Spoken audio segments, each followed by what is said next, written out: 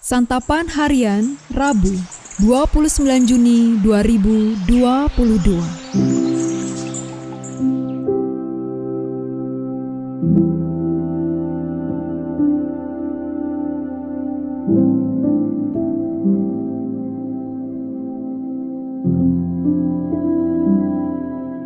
Inilah program Santapan Harian, sebuah program yang mengajak Anda menelusuri isi Alkitab, agar Anda menemukan makna firman Tuhan sesuai dengan konteksnya. Santapan Harian tertuju bagi Anda yang ingin memiliki kehidupan rohani yang segar, kuat, dan sigap.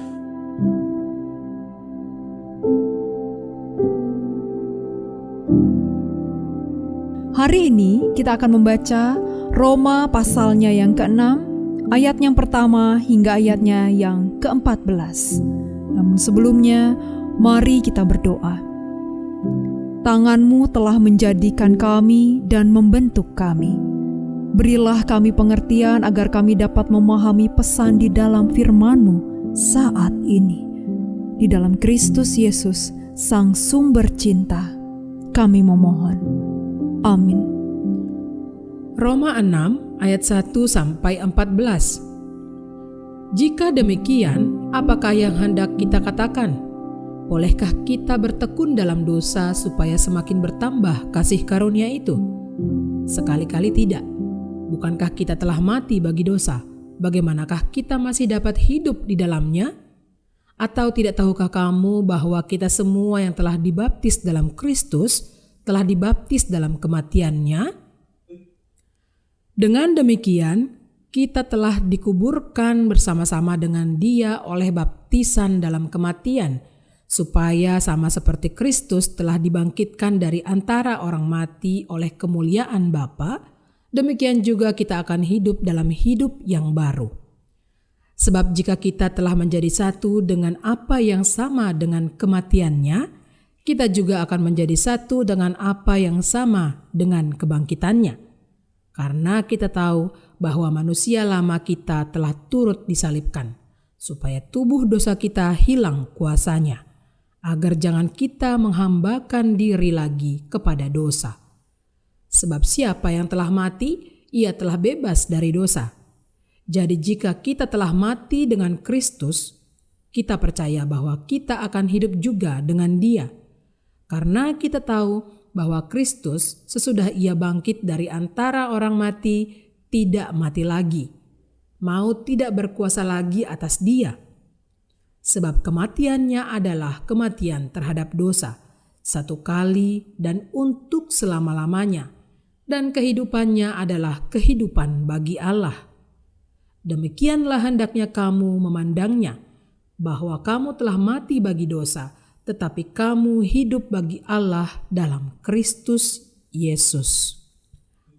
Sebab itu hendaklah dosa jangan berkuasa lagi di dalam tubuhmu yang fana, supaya kamu jangan lagi menuruti keinginannya.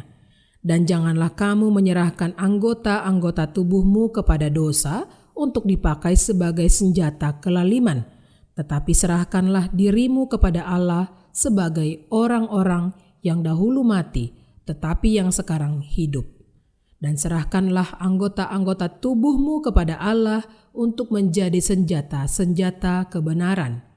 Sebab kamu tidak akan dikuasai lagi oleh dosa, karena kamu tidak berada di bawah hukum Taurat, tetapi di bawah kasih karunia.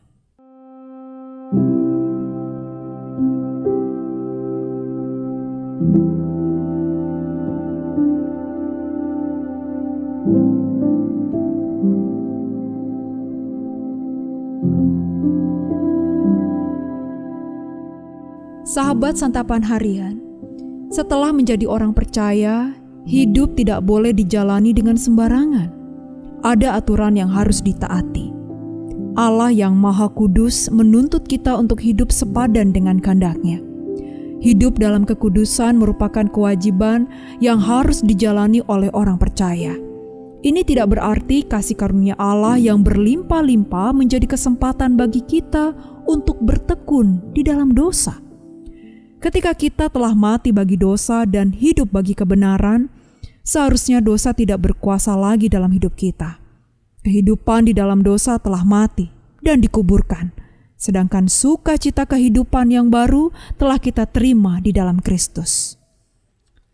Manusia lama kita telah disalibkan bersama dengan Kristus, dan kita tidak menghambakan diri lagi kepada dosa. Ketika kita dibenarkan oleh Kristus, kita tidak secara otomatis memiliki kehidupan yang sesuai dengan standar Allah. Kadang-kadang kita masih bisa jatuh ke dalam dosa, namun perbedaannya adalah kita tidak lagi menghidupi kehidupan di dalam dosa. Kita tidak menghambakan diri lagi kepada natur berdosa kita. Sekarang kita diperhadapkan dengan pilihan untuk mengasihi Allah di dalam kehidupan yang kita jalani. Karena kematian Kristus dan kebangkitannya, kita tidak perlu takut kepada kematian. Jaminan telah diberikannya bagi kita untuk menikmati relasi dengan Dia dan melakukan kehendak-Nya dengan penuh sukacita. Kita tidak lagi hidup dengan mengejar hasrat dan hawa nafsu yang sia-sia, melainkan rindu untuk memuliakan Dia. Di tengah dunia ini, Roh Kuduslah yang akan menolong kita untuk hidup sesuai dengan apa yang menjadi kehendak Kristus bagi kita. Maka dari itu, mengasihi Allah dengan hak istimewa yang telah diberikan kepada kita untuk hidup dalam kebenaran melalui keterbukaan dalam relasi yang penuh sukacita bersama Dia harus menjadi hasrat terdalam dari jiwa kita. Tinggalkanlah dosa. Jangan bermain-main dengan kasih karunia Allah. Kiranya Roh Kudus memampukan kita untuk hidup bagi Allah. Mari kita berdoa. Dalam susah pun senang, dalam segala hal, kami akan terus hidup dalam-Mu dan melakukan kehendak-Mu. Tak lagi kami berkubang di dalam lumpur dosa. Di dalam nama-Mu ya Yesus, kami berjanji. Amin.